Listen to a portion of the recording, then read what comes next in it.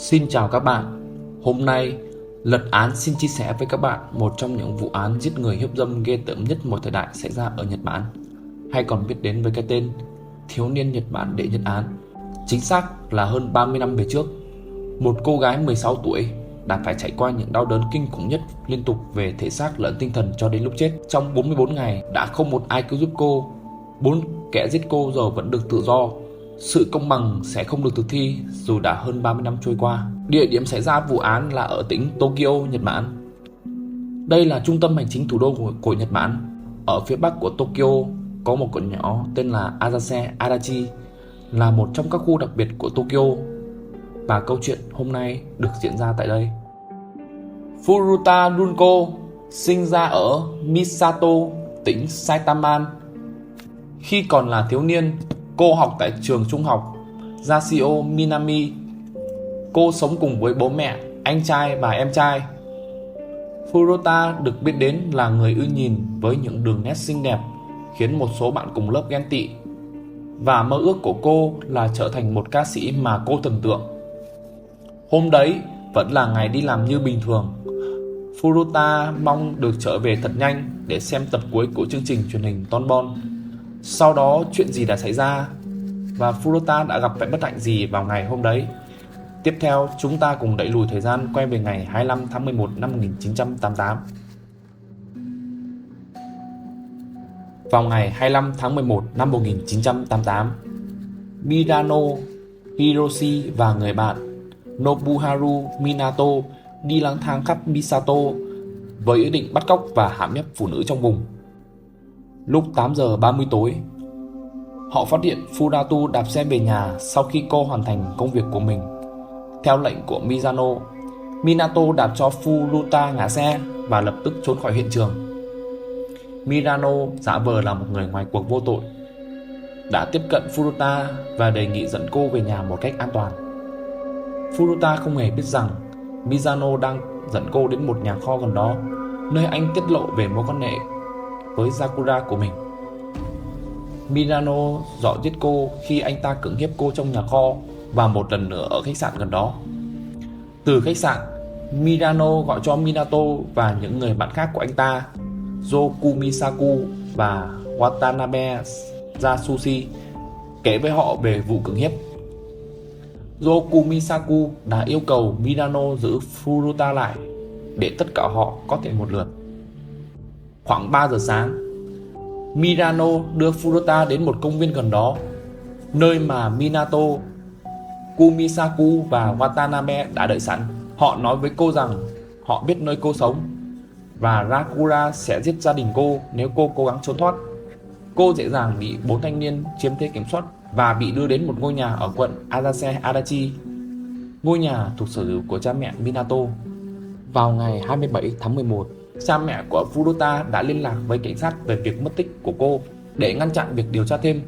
Những kẻ bắt cóc buộc cô phải gọi điện cho mẹ mình để thuyết phục rằng cô đã bỏ trốn nhưng vẫn an toàn và ở lại cùng với một số người bạn. Cô cũng bị buộc phải yêu cầu mẹ dừng các cuộc điều tra của cảnh sát về sự mất tích của mình. Khi bố mẹ Minato có mặt, Furuta buộc phải đóng vai bạn gái của hắn. Gia đình Minato tuyên bố rằng họ sẽ không can thiệp vì họ nhận thức được mối quan hệ của Yakuza với Mizano. Họ sợ bị trả thù và con trai họ ngày càng trở nên hung hăng với họ. Furuta bị giam cầm trong nhà ở Minato trong 40 ngày. Trong thời gian đó, cô bị ngược đãi, cưỡng hiếp và tra tấn. Họ cũng mời và khuyến khích những người bạn khác của họ từ băng nhóm Yakuza đến để hành hạ Furuta. Theo lời khai ban đầu của họ, 4 người trong số họ đã hãm hiếp cô hơn 400 lần, đánh cô và bỏ đói cô, treo cô lên trần nhà, dùng cơ thể của cô như một bao cát, thả tạ vào bụng cô, ép cô ăn rắn sống và uống nước tiểu của mình, buộc cô phải thủ dâm trước mặt họ. Họ nhét vật lạ vào âm đạo và hậu môn của cô. Bọn họ còn đốt cả âm đạo của cô bằng thuốc lá và bật lửa. Vào đầu tháng 12, Furuta đã cố gắng gọi cảnh sát, tuy nhiên cô đã bị phát hiện. Khi cảnh sát gọi điện lại, Mizano thông báo với họ rằng đó chỉ là một sự nhầm lẫn. Để trừng phạt cô, các kẻ bắt cóc nhúng chân và bàn chân của cô vào chất lỏng dễ cháy và đốt chúng. Họ lấy một cái chai lớn đẩy vào hậu môn của cô, gây chảy máu nghiêm trọng khiến cô bị co giật. Cô sống sót sau những tổn thương này và tiếp tục bị hãm hiếp và tra tấn. Furuta đã yêu cầu những kẻ bắt cóc nhiều lần rằng hãy giết cô và kết thúc chuyện này, nhưng họ đều từ chối. Thay vào đó, họ buộc cô phải ngủ ngoài ban công và nhốt cô trong tủ đá. Do mức độ nghiêm trọng của sự tra tấn, cuối cùng cô bị mất kiểm soát bàng quang và ruột nên bị đánh đập vì làm bệnh thảm. Cô không thể tự uống nước hoặc ăn thức ăn và sẽ nôn sau mỗi lần ăn. Sự tàn bạo của các cuộc tra tấn đã làm thay đổi mạnh mẽ diện mạo của Furuta. Khuôn mặt của cô sưng đến mức khó có thể nhận ra những nét đặc trưng. Cơ thể của cô bị tổn thương nghiêm trọng, tỏa ra mùi thối khiến bốn kẻ bắt cóc mất hứng thú tình dục với cô. Do đó, những kẻ bắt cóc này đã bắt cóc và hãm hiếp một phụ nữ 19 tuổi, giống như Furuta, đang trên đường đi làm về. Sau khi thua một ván mặt trượt trước người khác vào đêm hôm trước, Mizano quyết định trút giận lên Furuta bằng cách đổ chất lỏng lên người cô và châm lửa đốt. Furuta được cho là đã cố gắng dập lửa nhưng nó không có tác dụng.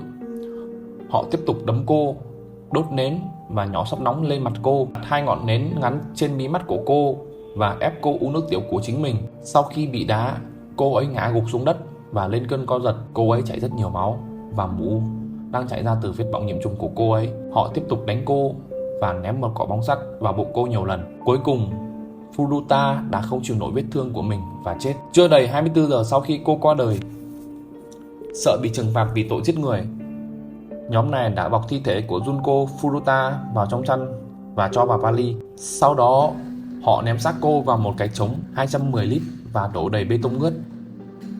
Khoảng 8 giờ tối, họ tải đi và vứt chiếc trống vào một chiếc xe tải xi măng ở Koto, Tokyo.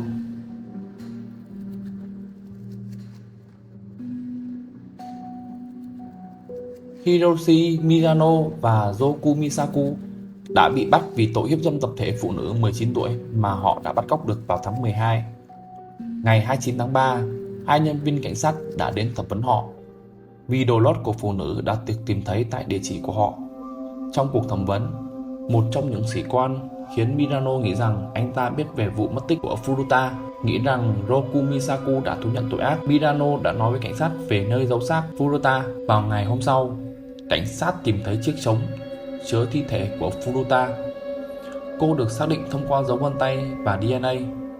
Vào ngày 1 tháng 4 năm 1989, việc bắt giữ Roku Misaku, Watanabe Yasushi và Nobuharu Minato được tiến hành ngay sau đó. Bất chấp sự tàn bạo gây sốc của vụ án, danh tính của các thanh niên đã bị tòa án giữ kín vì tất cả chúng đều được coi là người chưa vị thành niên tại thời điểm phạm tội. Tuy nhiên, các nhà báo đến từ tạp chí Sukan Bunsun đã phát hiện ra danh tính của các thanh niên này và quyết định công bố chúng. Họ tuyên bố rằng với mức độ nghiêm trọng của vụ án, các bị cáo không xứng đáng được giữ nguyên quyền ẩn danh. Cả 4 thanh niên này đều phạm tội gây thương tích cơ thể dẫn đến tử vong thay vì giết người. Vào tháng 7 năm 1990, một tòa án cấp thấp đã kết án Hiroshi Mizano, người được cho là kẻ cầm đầu, với bản án 17 năm tù. Anh ta đã kháng cáo bản án của mình, nhưng thẩm phán tòa án tối cao Tokyo Ryuji Sanase đã kết án anh ta thêm 3 năm tù. Bản án 20 năm là bản án cao thứ hai sau tù chung thân. Lúc đó hắn mới 17 tuổi. Gia đình Mizano đã bán căn nhà với giá 50 triệu yên để gửi cho gia đình của Furuta. Nobuharu Minato, người ban đầu đã nhận bản án 4 đến 6 năm, đã bị kết án lại từ 5 đến 9 năm bởi thẩm phán Ryuji Sanase khi kháng cáo. Hắn 16 tuổi vào thời điểm xảy ra án mạng. Cha mẹ của Furuta đã tỏ ra mất tinh thần trước những bản án mà những kẻ giết con gái họ nhận được và quyết định tiến hành một vụ kiện dân sự chống lại cha mẹ của Nobuharu Minato. Trong đó có những tội ác đã xảy ra. Watanabe Yasushi, người ban đầu bị kết án 3 đến 4 năm tù, đã nhận bản án tăng lên từ 5 đến 7 năm.